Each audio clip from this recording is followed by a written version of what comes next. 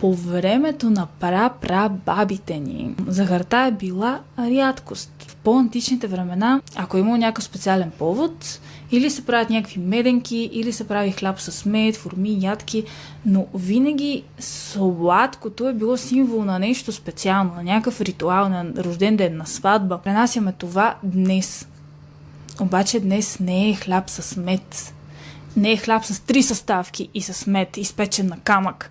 Днес е цяла торта с всякакви съставки, с всякакви всевъзможни неща. Проблема е, че тя не е само на рожден ден. Ние имаме достъп до това да ядем такива неща буквално всеки ден.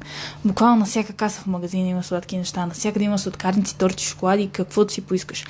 И малко се обезмисля тортата на рождения ден в нашето време, защото ние имаме достъп до това така или иначе постоянно и просто използваме рождения ден на детето за оправдание, затова да се натъпчем с торта.